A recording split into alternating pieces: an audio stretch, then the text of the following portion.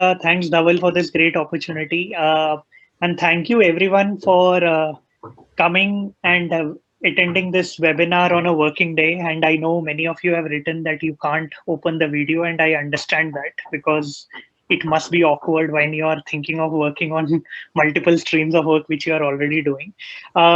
Just sharing my screen here.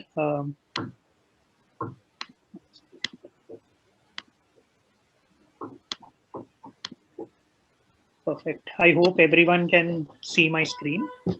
If you can't, just post your question on chat and maybe we'll help you figure it out. Um, but yeah, thanks a lot for having me here. Over the next close to 1 hour, I am happy to take up whatever questions you have. Also, the real intention behind this webinar is not to, I am not an expert of fundraising. The idea is through Arthan's work over the past 4 years, we have helped strengthen the impact sector in India through capacity building and consulting support in areas of human capital strategy and thought leadership. We work closely with impact sector organizations to support them with aligning their organizational strategy to talent, programs, building dialogues through thought leadership. And we also, some of our work encompasses knowledge creation, dissemination through workshops, conferences, research pieces to strengthen the social impact ecosystem. Just to let you know, like over the past 4 years, we have worked with multitude of organizations in the sector. And when I say impact sector, we have worked with for-profit organizations as well and not-for-profit organizations primarily.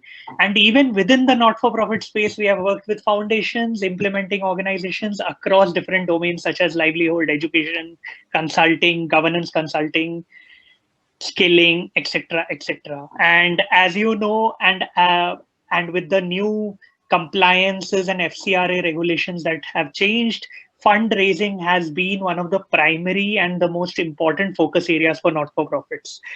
Um, because of such a big influx of such compliances, it's also pertinent and important that we are hiring for the right people who not only contribute in getting us the output, which is our budget for the year, but at the same time, how do we retain them? How do we make sure that we have the right metrics to support them, right infrastructure to support them, and at the same time, ensuring that there is always something to learn for such talent, because no one wants to copy the JD that one would have formulated when they were hired.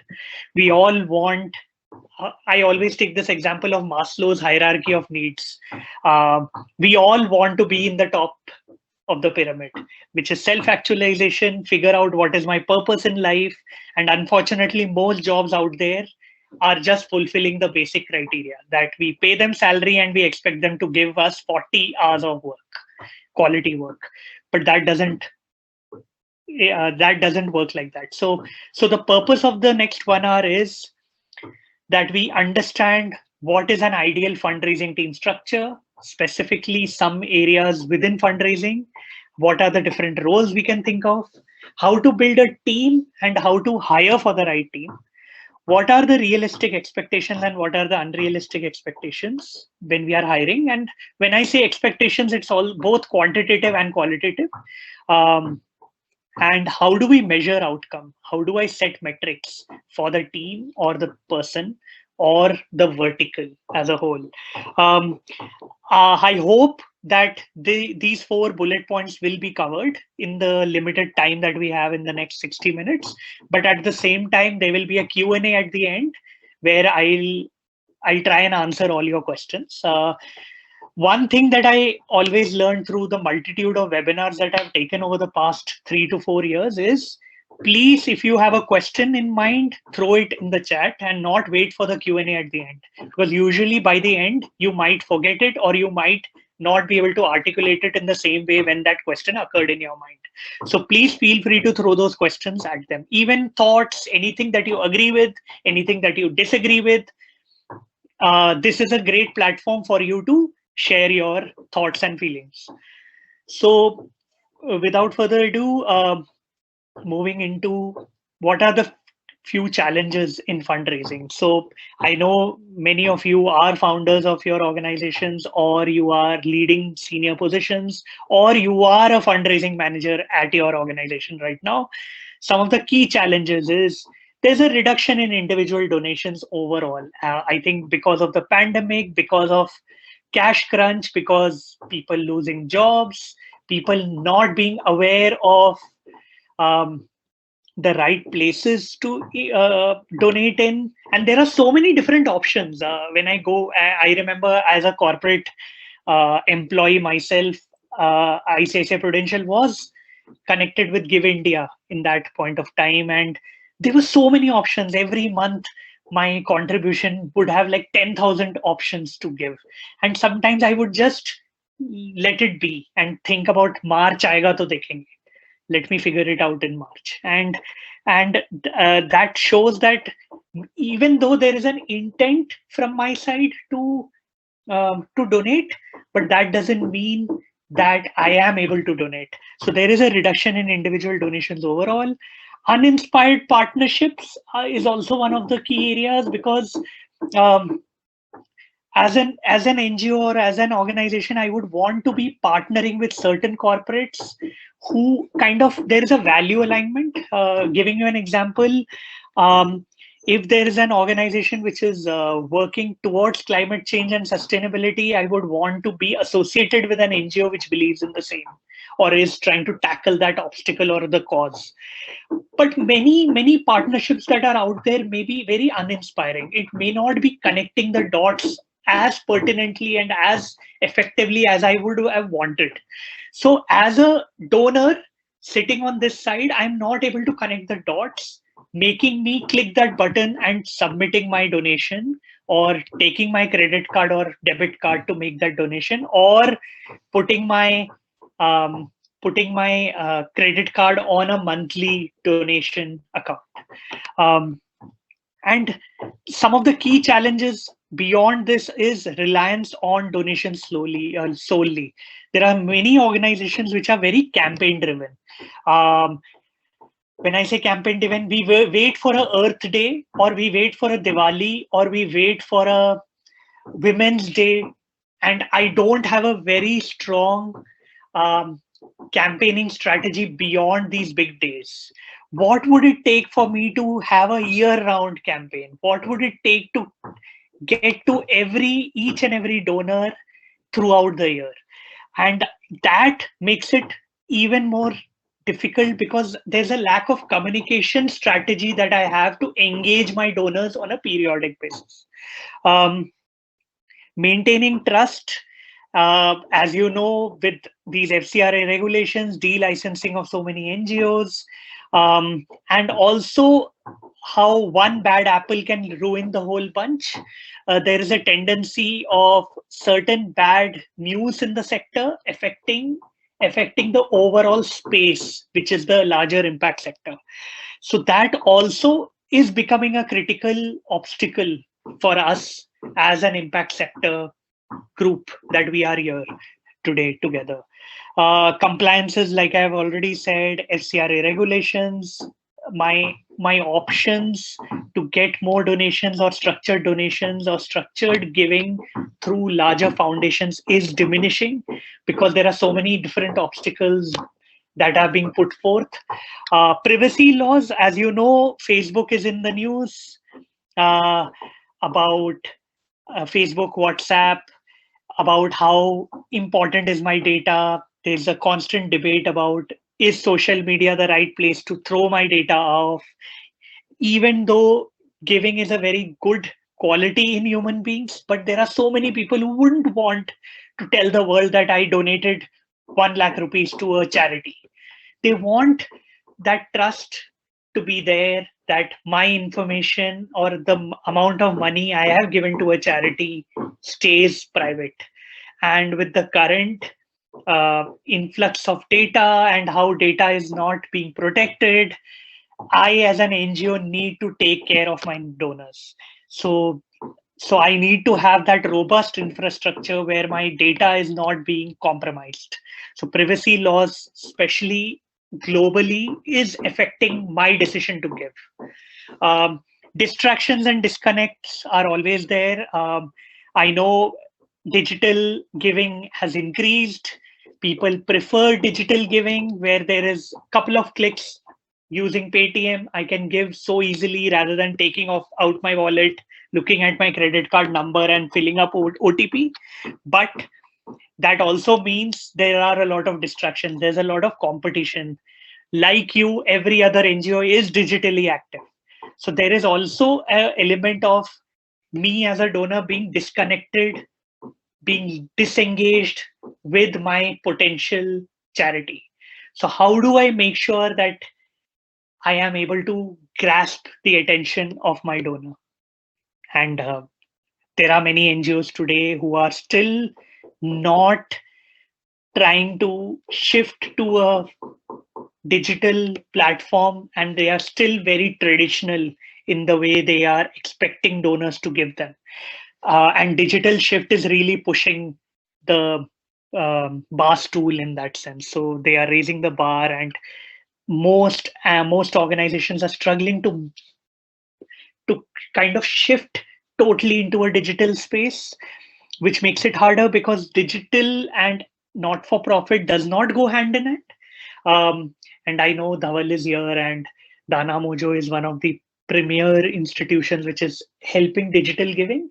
But with digital growing so much in the giving space, it also needs a lot of talent that needs to be added in your teams, because traditionally fundraising has been very face to face and trust building exercise wherein you meet people, convince them, meet them 20 times before they write you a check.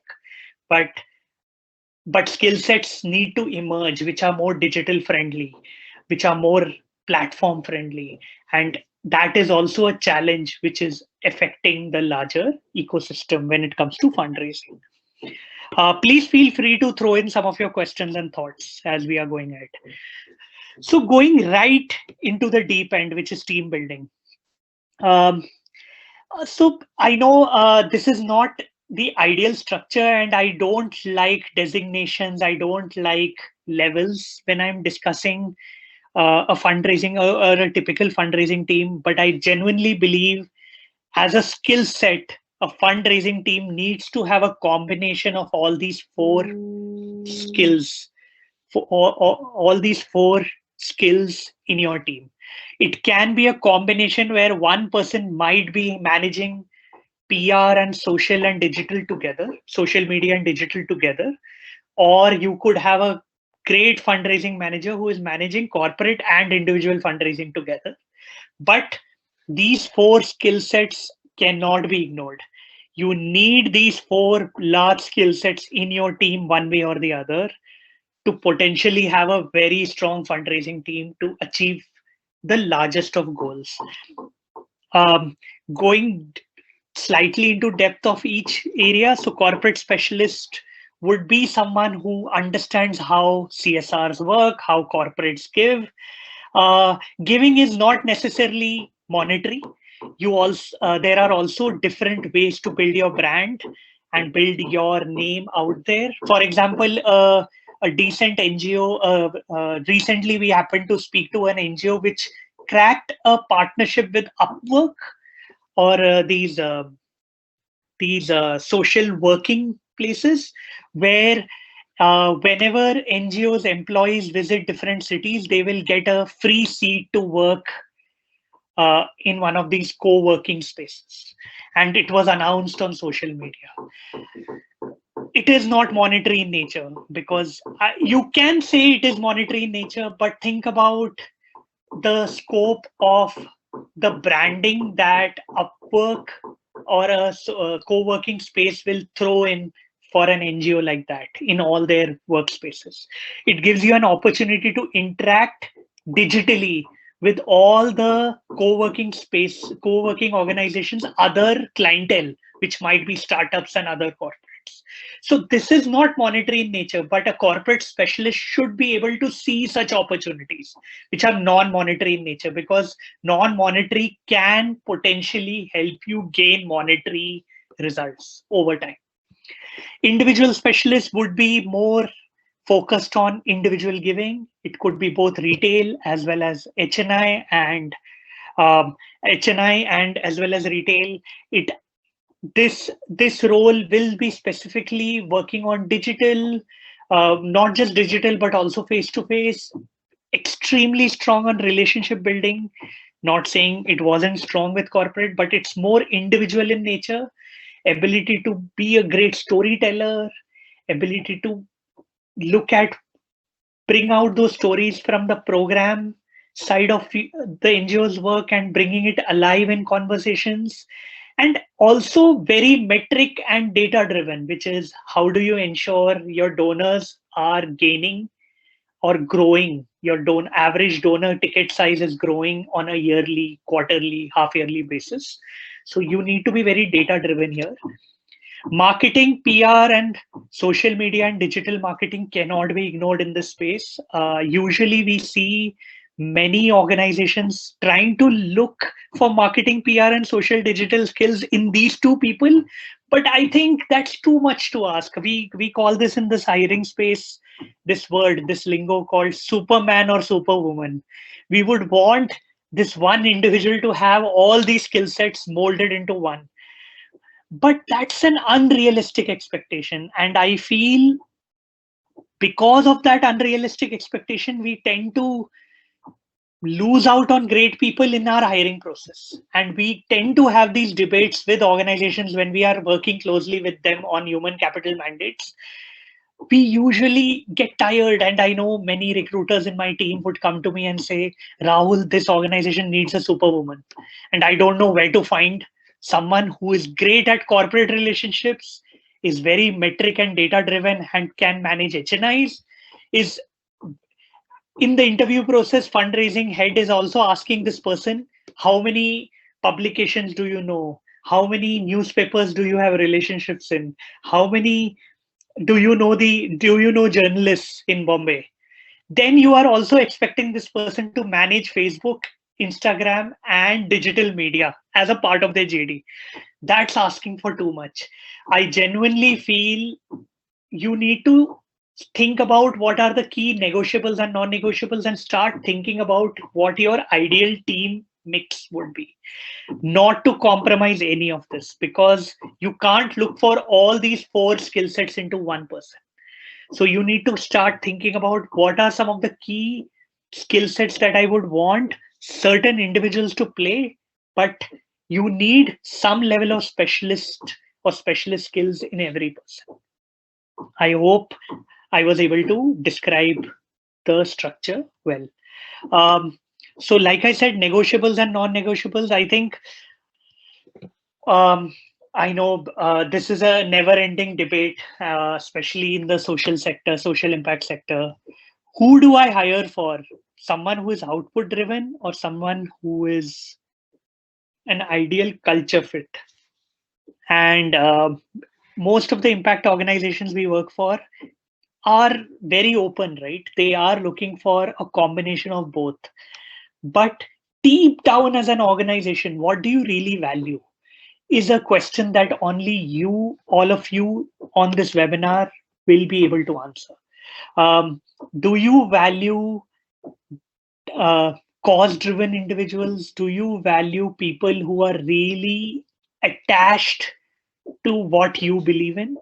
Because if that is the case, you should be able to compromise a bit on output, but you know that this person will be a hustler and will achieve all the goals because they are so well aligned to your mission and vision.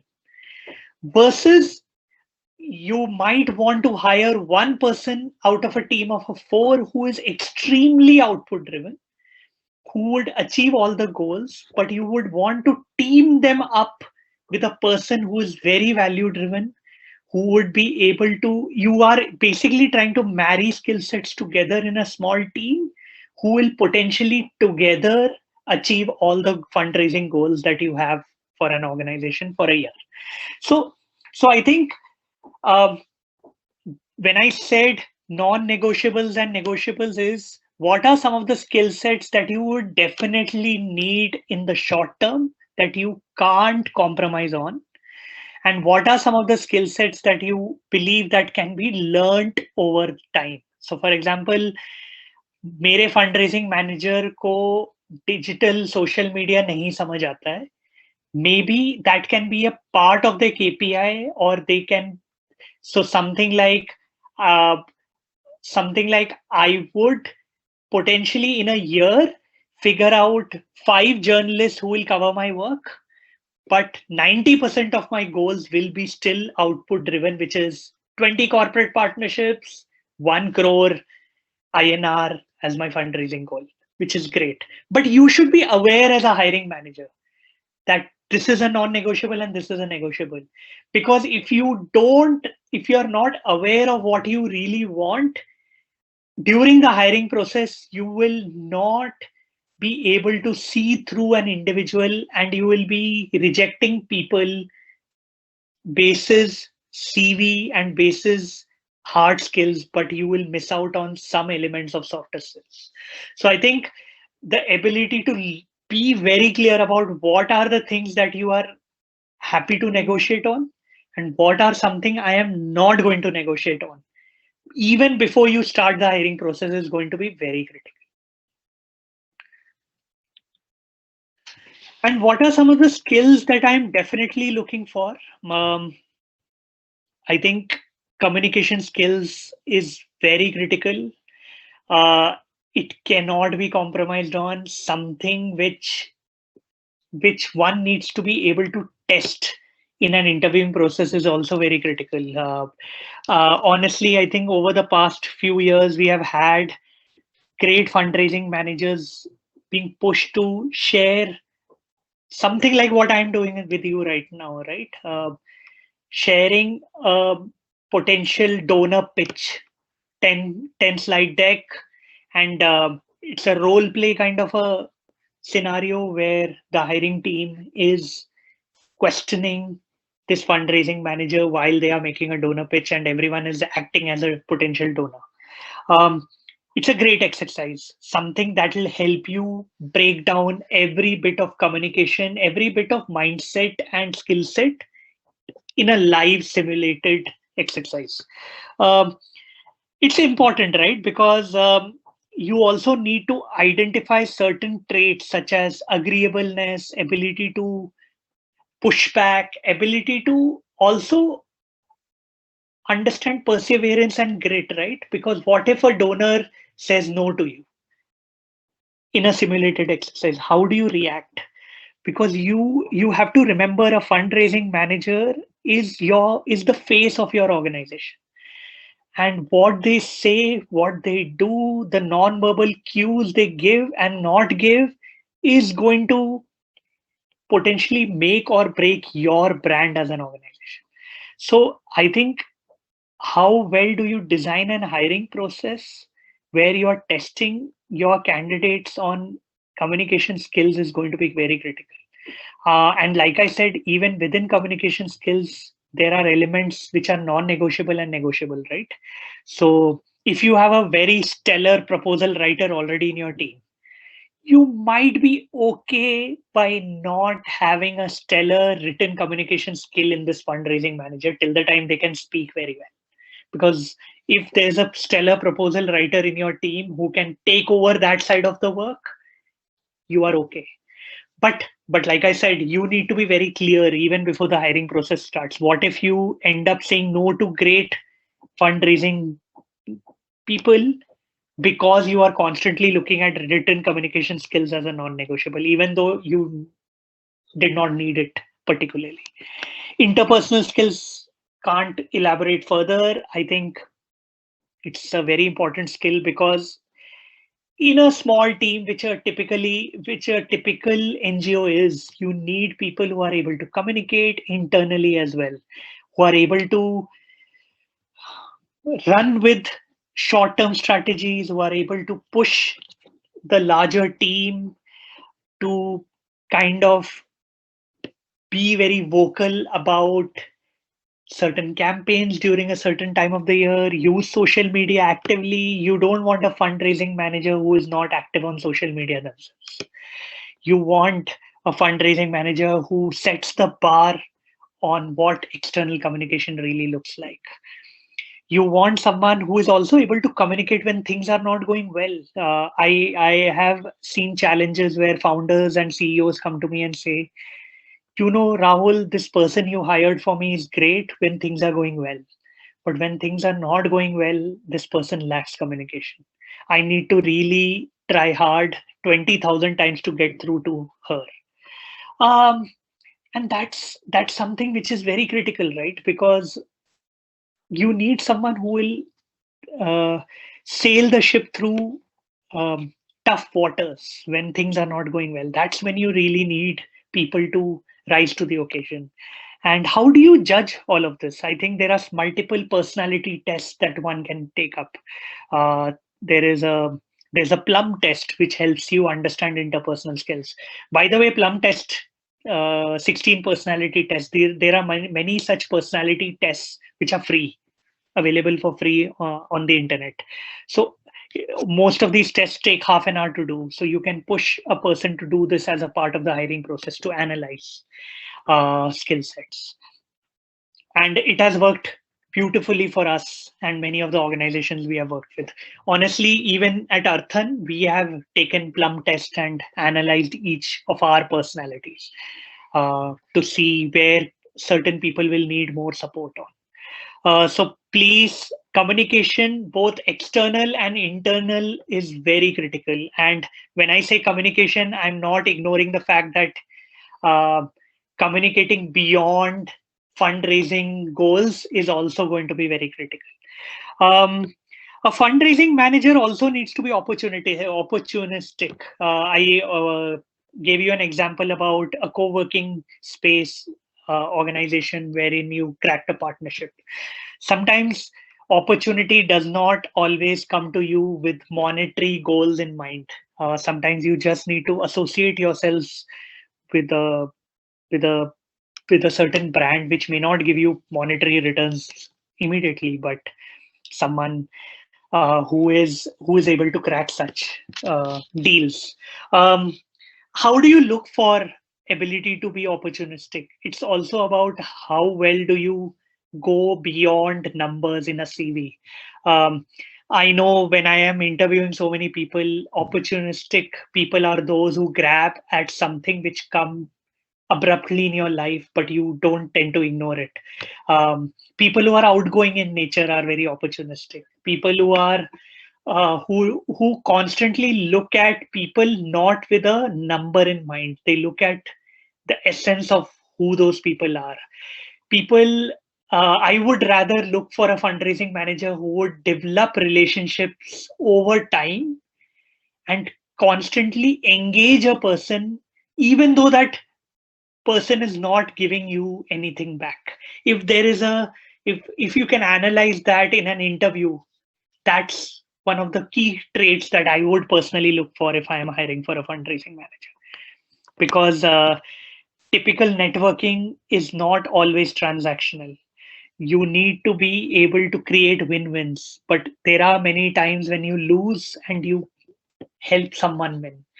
Is this a person who is able to build relationships over time, who looks at opportunities differently, who is constantly trying to pivot some bits of their time and energy into something which might potentially help reap benefits over time?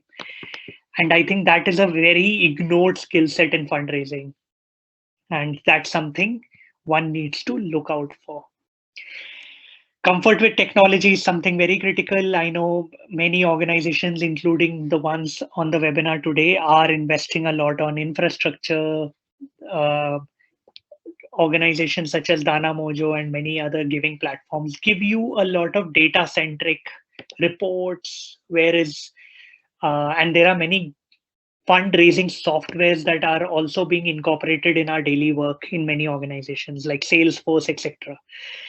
If I am a fundraising manager who does not like technology, who does not put in data, who does not track donors using data centric methodologies, will not be scalable. You need people who are comfortable with processes and technology. Because if you are not, a lot of your effort and a lot of your energy will go into things which may not reap benefits over time. So you also need technology to analyze effort, ROI, data, and most of these things only operate well when you put in the right input, because without input, you can't measure output. So comfort with technology is also something you need to test people on, like asking them in their previous work, uh, have they enabled infrastructure within their role, enabled technology within their role, etc. I think some being very analytical and being very judgmental is also very critical. When I say great at judgment, it's about the ability to analyze, okay, if I go in this direction, how much time will I spend? Will that be very critical for me to lose out on my quarterly goal? It's also about being very strategic, because sometimes just because I want to do something does not mean I have to do it. You need to be very good with the ability to say no to things than saying yes to many things. In sales, we always say that saying no is more critical than saying yes. And and I think the ability to be proactive enough to say, okay, I will not do this activity, or I will not attend this meeting with this potential donor this week and make it to next week because I have these 10 critical meetings that I need to be well prepared for. I think that ability to prioritize and ability to judge certain areas of work is it's a very CEO centric skill. But you, fundraising manager is nothing less than a CEO, honestly, in an NGO. It is the most critical role, right? So why do I compromise on prioritizing as a skill? So that's also something I would definitely push for. And that's something which can be done easily with a pre-work, right? You give them a week's goal and give them 10 activities that they need to plan in a week, and ask them, what would you plan first, what would you plan second, and what would you deprioritize? That will give you a very good sense of how this person plans their week or prioritizes their tasks. Going to one of the very critical skill, sales driven hona bahut zaruri hai. It's a very number driven role. It's a very thankless role, unlike sales in the corporate space. I always say charity, working for a charity, working for an NGO is one of the hardest thing, because आप hope बेच रहे हो. क्योंकि मैं Mercedes का अगर salesman हूं, मैं मर्सिडीज बंदे को टेस्ट ड्राइव के लिए भेज सकता हूँ, कलर चुनवा सकता हूँ, अंदर बिठा के एक्सपीरियंस दे सकता हूँ. But in a charity related work, you don't get any of it. You can't do test drives. You are basically trying to touch a nerve, which is making them realize that this is very important. It's not very easy. You hear more no's than yeses, and your commitment to persevere along with a very output driven mindset is going to be very critical. So these are some of the skills that I will definitely look for when I'm hiring for a fundraising manager. What are some of the key metrics? There are three basic metrics that I think every CEO, every fundraising manager should be having these numbers on the tips of their fingers. We'll be explaining how each of these metrics work. So annual growth rate in giving, annual average gift, and donor lifetime value. I know all of you would be having different lingos for each of these words. So annual growth rate of giving is basically total donation revenue from this year and the total revenue from last year, subtracting it and dividing it by this year's total. So you know what's the growth rate that you are achieving year on year. Analyzing several years of data will help you find trends, patterns in your database. Like you would be able to analyze कौन से महीने या कौन से quarter में मेरा annual growth rate बढ़ रहा है from last year. Why is that? What were some of the actions that can be replicated in every quarter? Was there some peak because of a certain campaign or because of a certain time of the year. Teachers day था, मैं एक education NGO हूँ, तो children's day और teachers day के time पे ज्यादा बढ़ता है. What can I do differently in maybe January, February, March? Those are some of the things that this metric will definitely help you analyze. And this is how this metric would potentially look. Sometimes looking at it visually helps you do more. So obviously this data tells you there are 5 different streams of fundraising. Every year there is a certain growth rate. It's falling and rising. And there are certain areas within fundraising that are growing and sometimes negative. It helps you analyze every aspect of your fundraising strategy. So sometimes just having a number in an Excel sheet will not help. I would always push each one of you to look at data in a visualized form, just like how this bar graph data gives, because then you are able to analyze it better. And you can even go further by going month on month or quarter by quarter. I hope this is helpful. Annual average gift. To calculate the average gift amount, you need just 2 numbers: total donation revenue and total gifts achieved. Just divide donation revenue by the number of gifts, and you have the average gift size. And you can even take it a step further and look at it from last year's data, compare it to last year's and put an average around it. Like I said, this is just a number, but if you visualize it, it helps you further. So you can definitely see that this NGO's data has gone up in 2005 onwards, but it has been very stagnant since 2005 till 2015. So this would not have been possible had you just looked at numbers. This is something which can help you analyze and look at why is the ticket size going down? What would it enable me to not just look at more donors, which usually is my only strategy when I start a year, which is how do I increase my donors, but it's also going to be very critical that you are able to look at average ticket size. One big don't that I have with this is sometimes you get one large donor who gives you a huge amount, and that gives you a slight peak in certain years. But it's also important that I look at data with a pinch of salt and analyze each and every aspect, because that will cloud your data. One great month just because of one donor might skew the whole data. So it's also important that you are able to look at data. And very critically, many a time promotions in my organizations, performance management systems in the organizations only look at this graph, which is a number. But also remember, one of your fundraising manager might have cracked a huge donor in 1 month, which peaked is data to the top. But you need to be very balanced when you're doing performance appraisals at the end of the year, because you don't want to demotivate the other fundraising manager in your team who consistently got you 100 donors month on month. So you need to be able to balance out performance metrics for such cases as well, because you don't want to lose out on a great fundraising manager who was able to get you consistent donors month on month versus someone who may not have been consistent but gave you the volume because of a one large ticket size. And donor lifetime value is very critical. Lifetime value is a prediction of how much money you can expect to receive from a donor before they churn. This metric can help you and your team make important decisions, how much to spend to acquire.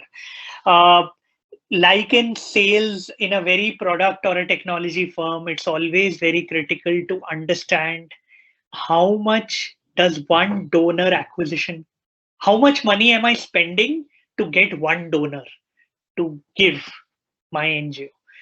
This is a very critical skill, and this is a skill which every organization looks at, corporate or social sector. But for social sector organizations, it's that more important. How much money am I spending to access one donor to give? And usually this is very difficult to track, but once you track it, You will be able to reduce certain budgets for certain campaigns. You are able to be more you are also able to analyze your input and not just look at everything from an output perspective. So, so it's very important that you are able to analyze this. And there are many softwares, many fundraising tools out there which will be able to help you analyze this data. Do's and don'ts. I think just to summarize some of the things I shared in the webinar today would be using data with a pinch of salt, looking for, like I said, don't reward someone who may not have been consistent but must have gotten a big ticket size. Also, don't be very critical to someone who may not have gotten you ticket size but have gotten you consistent donors month on month.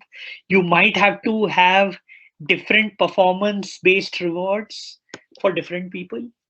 You might have to be more balanced. Look for hard and soft skills and not just pedigree. Many a time I have seen organizations being very stringent in their hiring process. They want people who have raised 2 crores and above in their previous organizations. They have ready-made connections and networks before you give them an offer letter. But also remember, someone who already has such networks may not be hungry enough, may just do what is tried and tested. But you also need to look at growth. You also need to look for skill sets which are complementary. So at the same time, try and analyze the skill sets that are already in your team. And while you're looking for hard skills such as funds raised, ability to network, and ready-made networks, also look at soft skills, which are interpersonal skills, ability to communicate, great storyteller, etc., etc. I think those skills go a long way. Can this person get their hands dirty if need be? Some in a small not-for-profit, you need to do everything, right? You need to build collaterals, you need to work with a digital team or your digital and social media manager to design campaigns, because you are the person who understands donors. You can't expect a social media manager to come in tomorrow and design your campaign. You might want your fundraising manager to spend time with the social media manager to think about a communication strategy. And you don't want people who are these comfortable in cushy jobs kind of personality. You need people who are ready to get their hands dirty and who believe that no work is small, um, to get things done. You also want people to who are able to question. I know a lot of NGO founders who have these inflated egos, who don't like to be questioned, who don't like folks who come into their cocoon like bubble, and they don't like to be questioned. I know great fundraising managers I usually, in one of the screening interviews, I always ask these fundraising managers, digital fundraising managers, etc., to go on social media for the organization that they are hiring to get hired for. आप क्या सारे social media handle को analyse करके बता सकते हैं ये क्या सही कर रहे हैं और क्या नहीं? And I have seen some fundraising managers being absolutely critical, like slamming the whole social media strategy of this organization in an interview. You know what? I would love to have this person on board, because I would ask this question. आपने सब कुछ slam कर दिया. Can you tell me what can you do differently? Because if this person is questioning, that means he is able to look at your social media from an external point of view. This is exactly what a donor is looking at. So if this person is not just a yes man or a yes woman in interviews, you would want this person to question you, question the real strategy that you created, and you might have ran with it for 5 years or over a decade. But you would want someone who has the ability to question, because that's the kind of diversity you need in your team. Someone who is looking for challenges. No one wants to get into You don't want to hire a person who is comfortable, who knows, अरे 1 crore तो हो जाएगा, मेरे पास networks हैं. You want this person to not just come and achieve that 1 crore. You want this person to look for more opportunities, look for non-monetary partnerships. Someone who is up for a challenge, someone who has that hunger to go beyond the status quo. think I think someone who is not hungry may not be the right fit for you. Yes, negotiable, non negotiable again. अरे budget पूरा करना है इस साल, तो goal achieve करते हैं. But maybe I will add a complementary skill set in my team with someone younger but who is very hungry. Fair enough. But are you aware of that? Is the question that I'm asking all of you today. Input measurement is equally important. Sometimes the only metric we look at is क्या इसने funds raise किए, but you also need to look at how many meetings did it take to raise 1 crore. How many donor meetings do you do in a week? Are the input goals being met on a weekly basis when you are analyzing performance? When you are sitting with your fundraising manager, reviewing their performance on a weekly basis in a check-in, are you asking these questions? Because if you are not pushing for inputs, outputs might come in because of a great donor who had to give you a check on March 31st, which is great, but it may not happen consistently. What happens consistently is our inputs. There are certain non-negotiables within inputs that you need to definitely measure for. Communication strategy, social media needs to happen ongoing. It cannot be campaign driven. I see a lot of these NGOs that we work with and generally out there, उनका social media active तभी होता है जब कोई campaign है. बाकी time में उनका कोई पोस्ट नहीं आता, लिंक्डइन हो, फेसबुक हो या इंस्टाग्राम हो. That's not how you engage your donors or engage your followers. Think about it. I know a YouTuber who travels around the world, eats food and gets followers. He goes to various countries. Imagine during lockdown, flights were shut. He couldn't travel, but he had over 3 million followers on Facebook. You know what he started doing? He started cooking the favorite food he ate in all these travels. He started cooking and started video shooting himself cooking the same food, and he started eating them. Think about the pivot. Think about the learning he had to do. He was not a good cook, but he learned it overnight.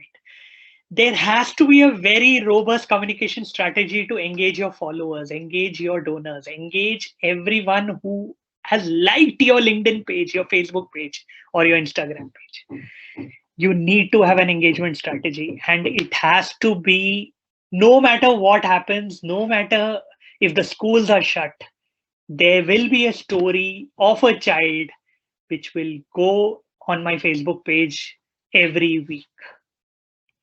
No matter what would that take? What is the mindset of your social media manager / fund for your fundraising team to do that? That's the kind of people you need to hire for. And PMS, software infrastructure investment, needs to happen. If you have not done that, you need to start thinking about it. Excel sheet is good, but it may not be the most ideal. You need to start thinking about how are you engaging, because sometimes these softwares will help you design a very strong donor engagement strategy. You also need to start measuring how many emails do you send a donor in a month, in a week, in a day. You don't want people to emotionally write 20,000 emails to one donor who's your top donor every day. Are you tracking that? Sometimes using a MailChimp or using a Salesforce enabled email account might help. So you don't want to throw too much information to a donor that he or she repels you, does not want to donate further. So yeah, a lot of these things are critical, and I agree. You might be thinking कितना ज़्यादा चीजें करनी पड़ती हैं, but that's how you achieve your inputs and outputs together. I am happy to take questions now, Dhaval. There is something that I would want to do it at the end, but I'm happy to take some questions if it's okay. Tired of this monologue. Great, Rahul. Sure, let's. I have gathered some questions from the chat messages that we have. Oh, Thank you for thank this you. There are insightful. 44 of them. Thank you for this insightful session. I think it's been very interesting. I think something that really resonates with me is the part where you said there are more no's than yes. Yeah. And if there is one thing I would like to leave with everyone out here, I would just leave that. Please remember that you cannot get disheartened for every no that you get. And really, if you get one or two no, yeses out of 10, that's actually great while doing fundraising. So it's very different when you are actually doing your operations and program work. But in fundraising, the success rate is much, much lower. So please do not get disheartened when you get one or two yeses. So with that, let me jump into the questions, Rahul. So I Yeah. think the I think the overarching question which is there for a lot of our NGOs is uh, at a very simplistic level, how do we raise money for a fundraising team? Yeah. And I'm sure you've heard this, I'm sure you've gone through it. Yeah. Yeah. And let me kind of give a little bit of context to this. So normally what tends to happen is that a founder starts an organization, raises money primarily on his own through his contacts and networks. As the organization keeps rising, the founder keeps doing more, maybe gets in one more program person, does it. But at some point of time, he needs to have that fundraising team, the structure that you described. And if you can maybe tell us with some examples of organizations that you've worked with in terms of how they've built their teams, how they've traversed this journey, it would be very useful. Also, because corporates don't give money for this, institutions also don't give money for fundraising teams. No one really gives money to fund this. So, how should an organization plan this, think about this, structure this? Would be lovely to hear your thoughts. Um, that's a very tough question. I agree. I empathize, and I know I saw some of the questions. I need funds to hire my own fundraising team. I think the starting point has to be who are the people that you definitely see value in partnering with. There are volunteers. There are people who believe in what you do. I know a lot of organizations who hired their fundraising member from the volunteer base. It could be a college going kid, or it could be a 50-year-old man who is your top donor, who honestly believes in what you do, or maybe not even the program, but just believes in the founder, in what the founder believes in. Maybe that person is your first fundraising manager, who may not be doing it with the purpose of मुझे salary चाहिए fundraising manager की, but but but I would do whatever it takes to raise money to help spread the word, to to to push the word out in my circle. I think I think that's a very critical aspect of building your own team. Yeah. So just to give you an example, right? It's not just about building your fundraising team. It's also about building your own team. I think when you are an entrepreneur, and Dhaval, you would agree. I think you need to find the first 4 people or 5 people you would want to work together with. Just like how Satyam got hold of me, Achal, and Mahamaya when we started Arthan, Mhm. it's about finding those right people who would be happy to just come on board to help you get started. And most of these people may not be there just to earn a salary and get into a job with a designation fundraising manager with you. Um, so it's about finding those right people. And a couple of examples that I have are, we have had 2 3 member organizations who came to us and said मुझे fundraising manager चाहिए, and we helped them hire a consultant who took minuscule amount of money, not even enough, not even 20 grand a month. This person came on board who was working for a corporate and said मैं 3 दिन हफ्ते में लगाऊंगा, Friday, Saturday, Sunday, and help you get the first 20 lakh. I'll do whatever it takes. And this wasn't a person who was hired through us, but this was a person who connected with the founders through us because he heard that this organization is doing work in this field. Um, I know many organizations such as United Way. I know this is a very large organization, but Rajesh, who is United Way of Bangalore's executive director, was a volunteer. He used to spend 10 hours volunteering on weekends, and now is an executive director earning salary out of the funds he raises. But for the first 4 or 5 years of his work or association with United Way of Bangalore was as a volunteer. He was just happy to do whatever it takes to help United Way of Bangalore do whatever they do. So I think it's like starting a startup. Corporate ho ya NGO, it doesn't matter. Who are the first 5 believers in what you do? And obviously, when you hire for those 5 believers in your team, you need to also have complementary skill sets. So just giving Arthan's example, what I do is very different from what Achal brings to the table, or Mahamaya, or even Satya. So I think that's a very critical skill set that you need to do. And then eventually, when that person comes on board, you do it collaboratively, right? You raise, it won't be easy. You can't get a typical fundraising manager who will come on board for a full-fledged salary immediately. Or you hire a very strong fresher who has all the skill sets when it comes to culture fit, when it comes to soft skills, who you can hire, who you can partner with, who will help you with fundraising operations. You groom that person, take them along to every meeting that you attend. You teach them the tricks of the trade, and then that person eventually grows to lead the vertical of fundraising. There are so many such examples in many not-for-profits. Okay, great. I hope that answers the question. Yeah, I think what we get is it's difficult, and I think we have to start from people who believe in us and try to get them to do something to begin with. Yeah. And then hopefully that will take care of the problem going forward. So and most of these people will also be retained. Most of these people will not leave you also. Right. Remember, when you hire a transactional fundraising manager who just joined you for a salary, remember, if a third organization offers them 30% hike, they'll also be the first people to leave. Oh, right. You need, at least in the first 10 employees, when you're setting up your own firm, the first 10 employees should be handpicked, should be there for the long haul, should be there because they believe in what you do, not necessarily what they earn from the job.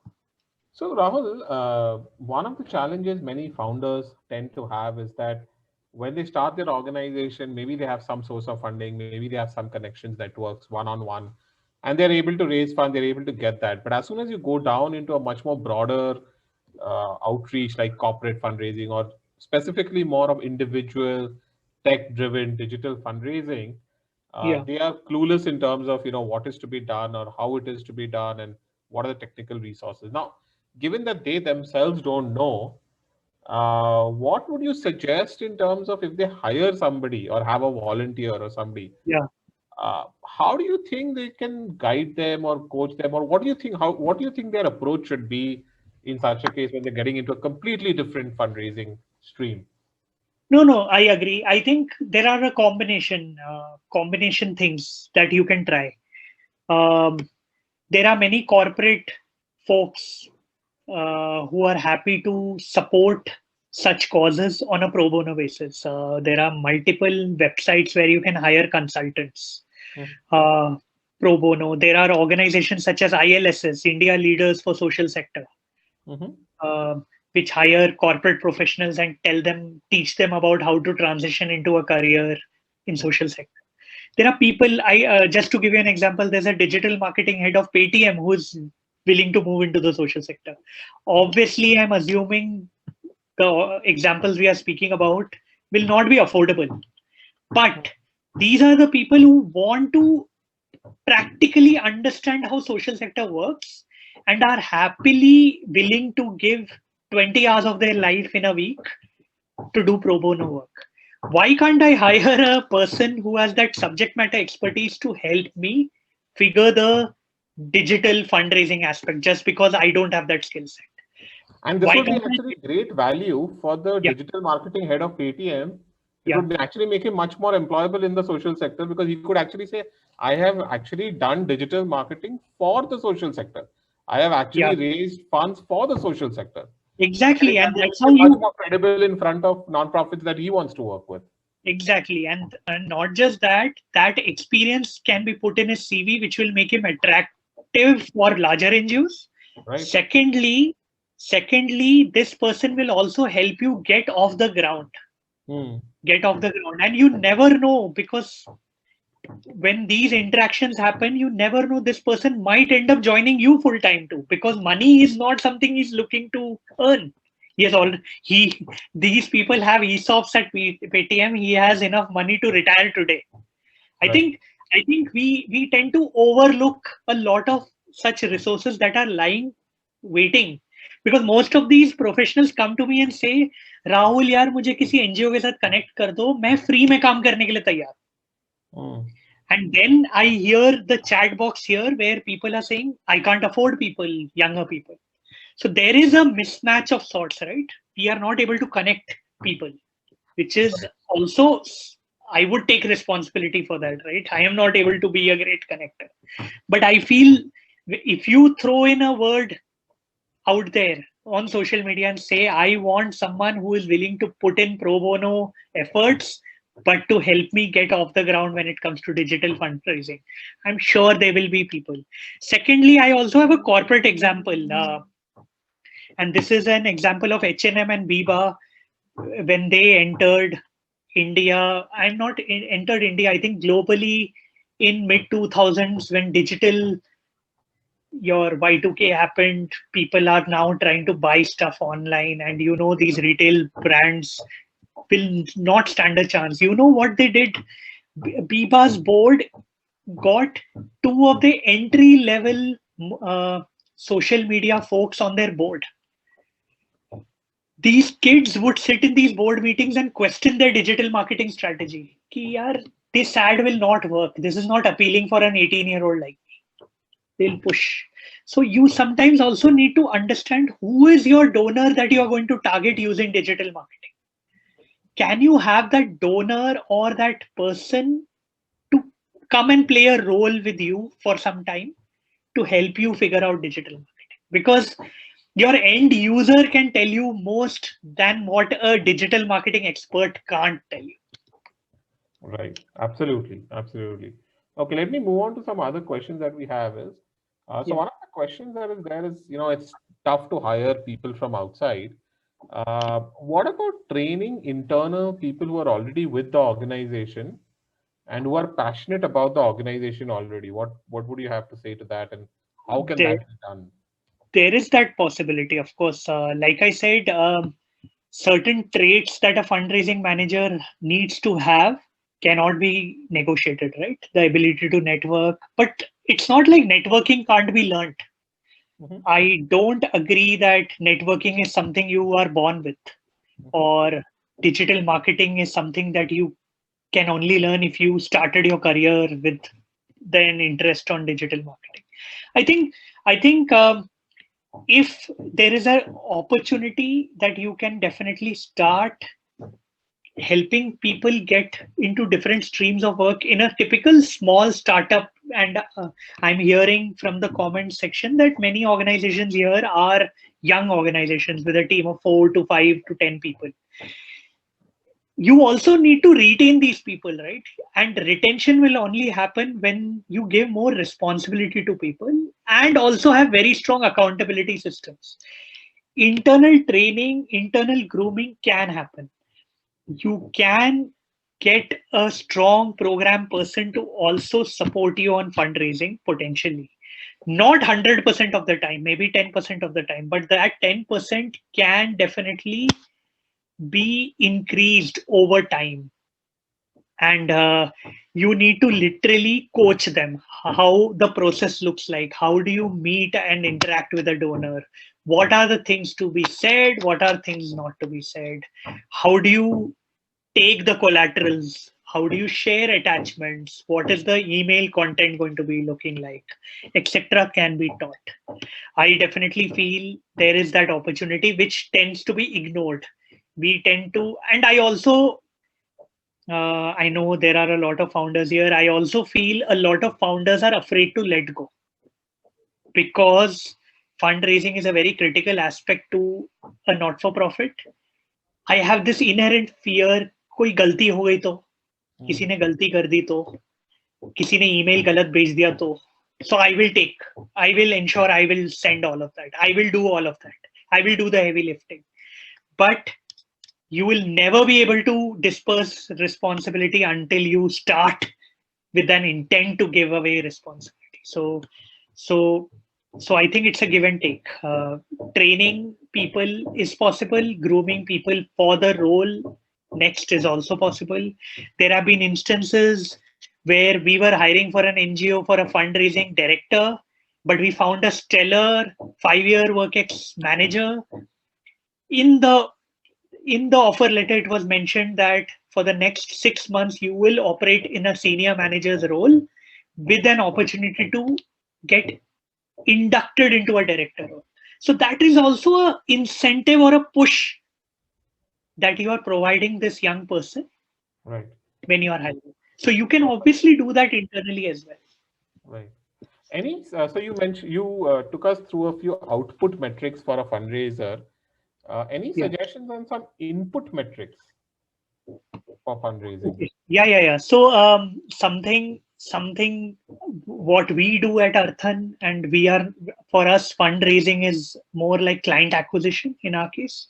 I think what we definitely track is number of meetings in a week, number of emails sent, cold emails and hot emails, tracking new connections. In a digital fundraising world, how many followers, how many engagements, how many clicks that you are able to achieve on a campaign are some of the key inputs, because number of clicks may not generally realize in number of donations, but it's an important metric. It's a metric. Yeah, it's a metric. Secondly, I think even before the campaign starts, something I definitely believe in, when I am a donor and I receive a hyperlink of a Dana Mojo link that I need to click and donate, I would love to have a metric. When I click on Dana Mojo and I see goal 10 lakh, achieved 3 lakhs, I would be a donor who would prefer not being the first donor of a campaign. Does that make sense? I would want, अच्छा 2 lakh worth donors ने trust किया है इस donation. तो मैं पहला नहीं हूं. Usually the best campaigns are those when you launch the campaign, 20% of the goal has already been met. Right. And I think that's a very key metric for a campaign. We sometimes ignore it. You know what? We always, while doing a fundraising strategy talk with a founder, we decided that, okay, fundraising banner or campaign 15th January को launch होगा. But we push the founder and the CEO कि 12th और 15th के बीच में हम campaign तो शुरू कर देंगे दाना मोजो. But ये 12th to 15th के बीच में, can we achieve 20% of the donation goal? What would it take? Right. Who are your key donors who really trust you blindly, who can contribute even before it goes live? Right. Can you achieve that? And I think that's the most critical metric in a campaign. I don't know, Dhaval, what do you think? You have been running Dana Mojo, but for me, I wouldn't want to be a donor who clicks on a campaign and sees 0 raised for a goal of 10 lakh. I wouldn't want to be the first one. Correct. Yeah, especially if I don't know the organization closely. Yeah. I would want to see some traction by some people already on the campaign. But if I'm a close acquaintance with the NGO, then I don't think it matters much. It doesn't matter. So and usually, you know, where we as an as impact sector organization lose. हम right. Campaign 10 दिन का करते हैं, launch करने के बाद my key donors are the first ones to apply. Right. I get an immediate traction of 30% achieved, then I go stagnant. Yeah. No, I Then I think go we used to do stagnant. we used to do something very similar. Back in Give India, when we did a payroll giving program, we would actually first go to the senior management and get them to sign up. Yeah, So and we would have yeah, this list wherein people had to actually write their names and the amounts and stuff. And so we would start with right the top. So because if you start at the top, you get like 5,000 a month and 1,000 a month, and then you go down to the bottom. So when people see that list, there's a certain amount of peer pressure that also comes in and says, hey, yeah, if my boss, if my peer gave 5,000, I also have to give 5,000, right? If my boss gave 5,000, I can't give 500. I probably have to at least give 2,000. So, yeah. so I think Exactly. that And all your employees. So if you are a founder starting your campaign, can you ensure all your employees to contribute maybe as low as 500 to begin? right, Because right, that will help you achieve some percentage of your goal even before you launch it live. right. Absolutely. So I think I think we're done with the questions that were there on chat, and we'll open it out to the audience. But before we do that, I think Namita has something to share with us, and then we'll go to the audience. Yeah, sure. Uh, Thanks for your time, Rahul. Uh, Yeah.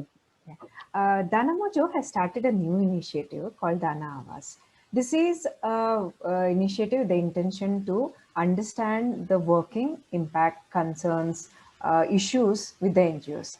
We started this initiative in the form of a micro survey. It is like 1, 2, or 3 questions with which we want to understand how NGOs are working, what are the issues they are facing. So we started this initiative with the amendment of FCRA amendments that took place in 2020. Now I'm putting in the link of the survey.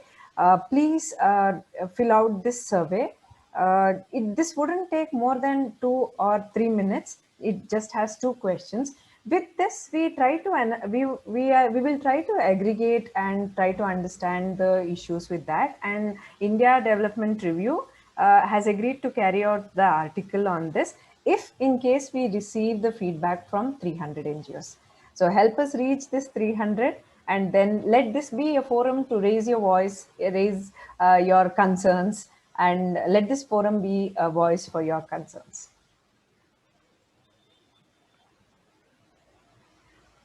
Here I'm putting in the link for the feedback of this webinar. Please let us know your thoughts, your opinions about this webinar. And this would help us in understanding how effective these webinars are. Are they really helping you understand fundraising better or take your fundraising to the next level?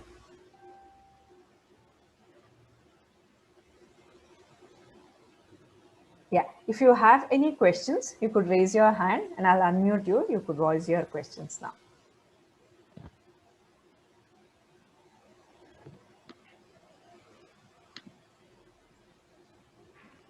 Or you can raise your hand on chat also.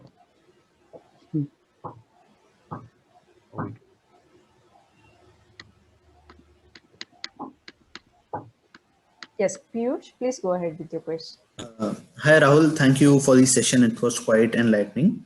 So Rahul, we are an NGO, we are 2-3 months old and we are in the education space. Ours is a very small team of 10 to 12 people, which are mostly volunteers. So the point which came up was like, giving chance to volunteers to, come up with these fundraising ideas or give us some connects and help us in the fundraising. So if you could, help us with some resources or some more knowledge on it, how to go about it and how to first we as the founders or the senior members, how we should be ready for it, and only then we can delegate these things to others. So if some knowledge, if you can give us on that.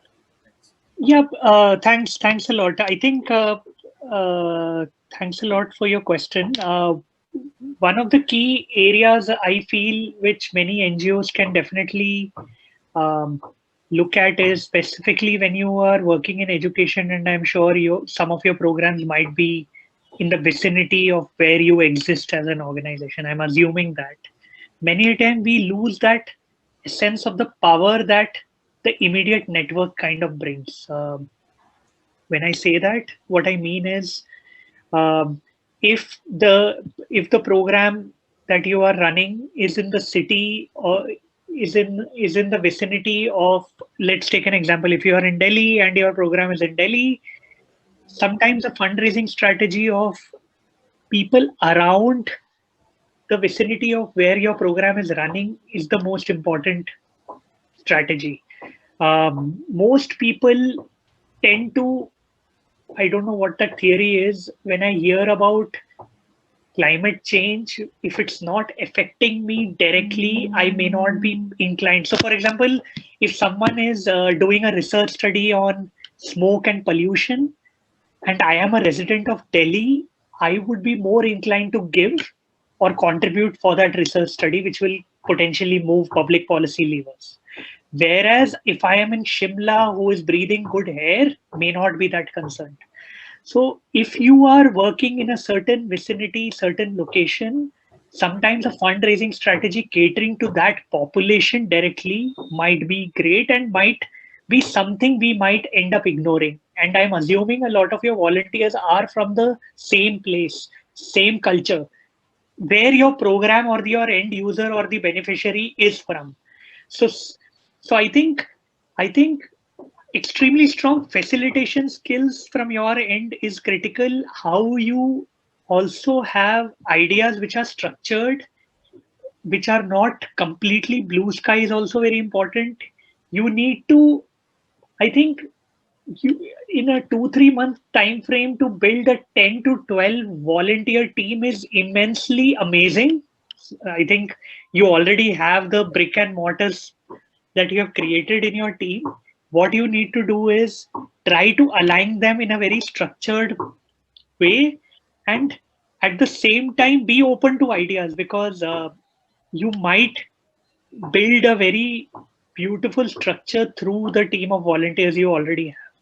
So I think some of the ideas, I don't know, obviously I need more context beyond the question that you have shared with me. I would say look for opportunities within the vicinity where your program is held, because the best advocates of your work will be the beneficiaries that you are working with. Secondly, I'm also assuming your volunteers are also reaping the benefits of the benefits you are creating for the society through your education program. So how can your volunteers be the face of your organization in the first phase of fundraising? I think that's the combination I will definitely look for. Digital fundraising might be a very big nut to crack early on as an organization. I would say अगर 20 लाख का population है आपके locality में, अगर वो सब एक रुपए भी देंगे to contribute as small as 1 rupee for the cause that you are solving for, that's 20 lakh rupees for your NGO, which is immensely huge as a number. Abhishek, please go ahead with your question. Yeah, thank you, ma'am. Sir, as a young NGO, we struggle at the level of being connected with the big organizations and big names in the field. Because if we see fundraising, it's a process, and this process begins from, when you are able to connect, you are looking for the mentorship, guidance from the people who are experienced in the field. But as a younger NGOs, so we are, everything is nipped in the bud. So we are not able to develop non-financial partnerships where we are not asking for them any fund. We are just want to be knowledge partners. We want to receive their experience. So if you are failing at this level, then how you can think about the fundraising? That's a very good question. So first of all, what's your good name? I couldn't hear you. Is Abhishek. Abhishek. So Abhishek, सबसे पहले तो you should not feel sorry for yourself. ठीक है? I think सबसे पहला तो मतलब I see a certain level of मतलब you feel sad about things not working out. No. First of all, you should not. Secondly, I feel it's not your fault, because there are so many other things that the potential partners that you would want to work for have. You are not the only NGO, and you will not be the only NGO that exists in the space that you are trying to work for. So first of all, the first few questions that I have for you is, how are you going to position yourself differently? What do you offer differently that many other organizations in your space do? Especially, who are the real advocates of what you do?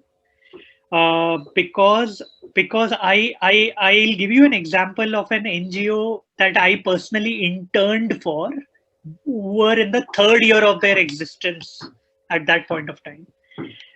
They were working for in rural Bangalore, helping a community which was Muslim dominated with education. The statistics of that community was 1 in every 100 children will pass 10th grade.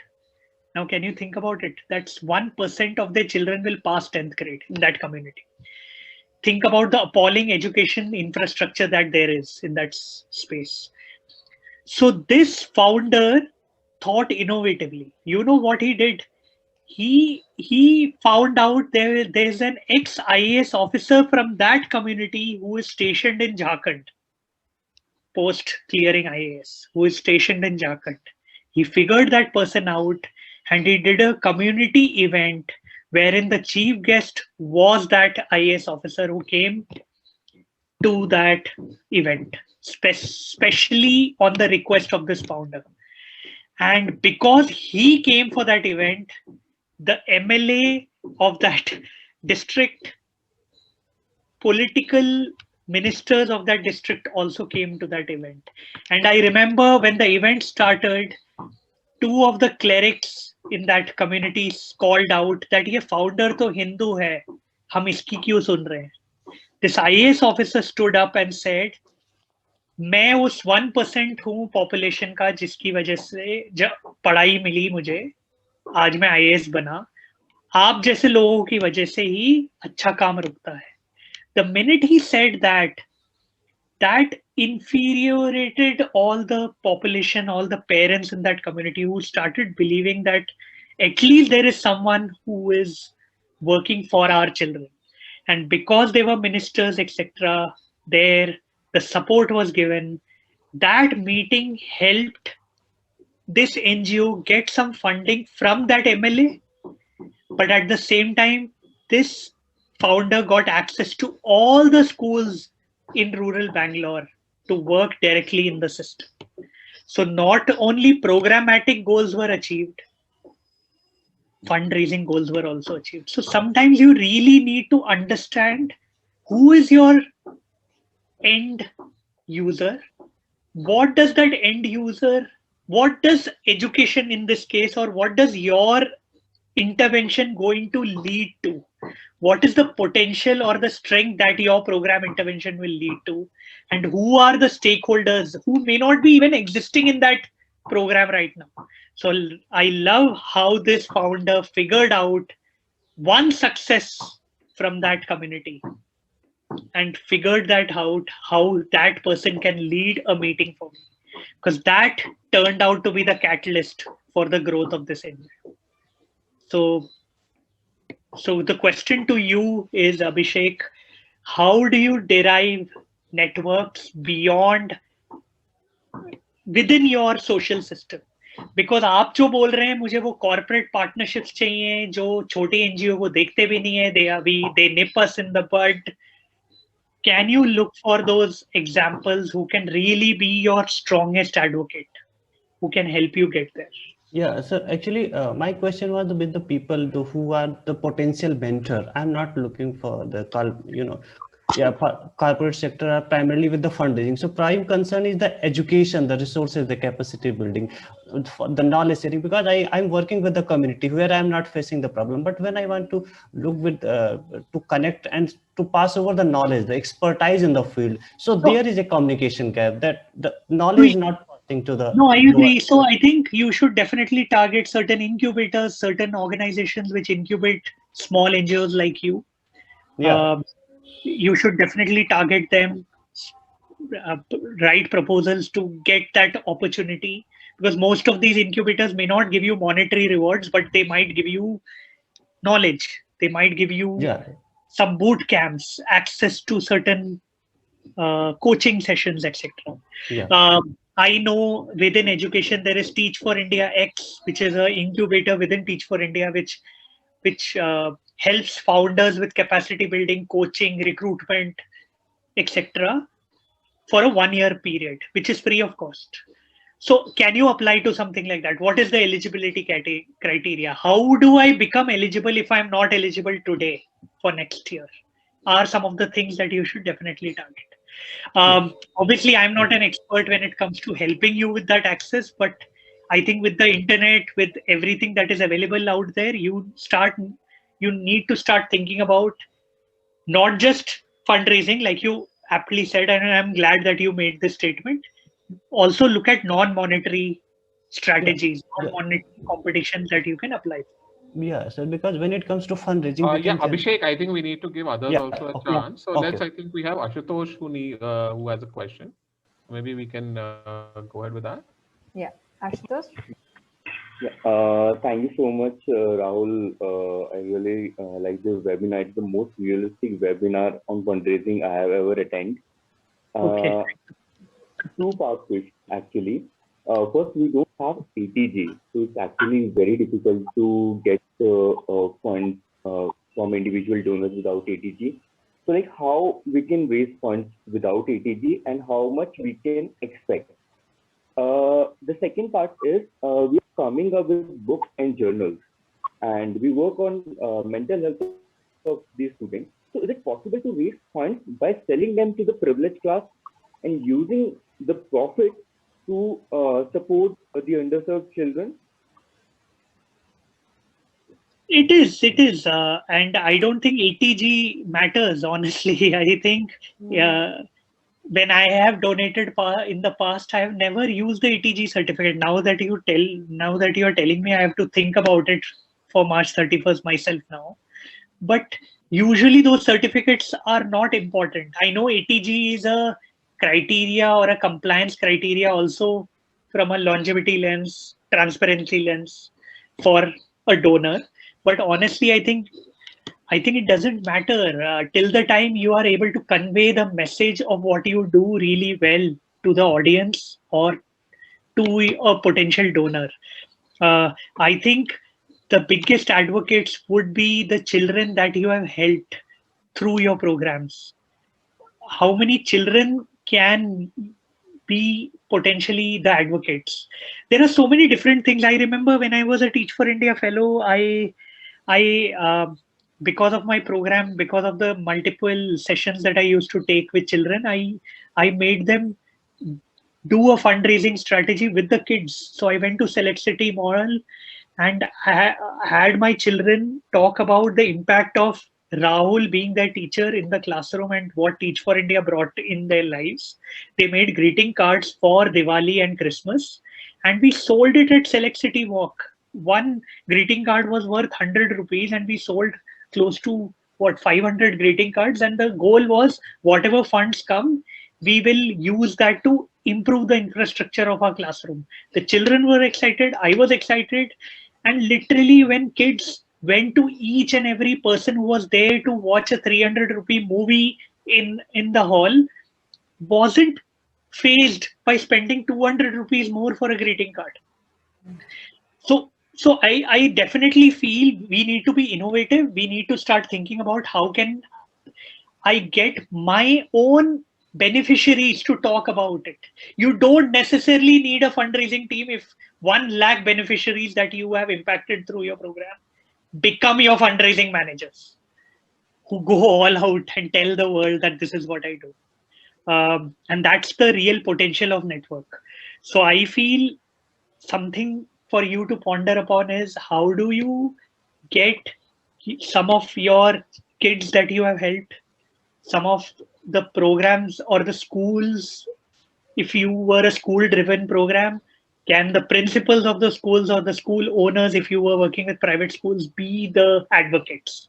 I definitely don't see a challenge for you to cater to the elite class who would end up funding for the children who definitely need it. There are different avenues you can definitely explore. Thanks very much, Rahul. Is there any other question? Anybody else wants to ask the question? Oh, I don't think so. Okay. The recording of this webinar will be shared with you. Also, all our earlier webinar recordings, we have posted that in our webpage. Please visit this webpage and you could look into all our earlier webinars and make the best out of it. In case you are interested with Danamojo, please fill in the form in the link which I'm just sending, and we'll get back to you and we could discuss this in detail. Thanks, Rahul. Thanks for your time. And thanks, everyone. We look forward to meeting you in upcoming sessions. Thank you. Thank you. Thank you, Rahul.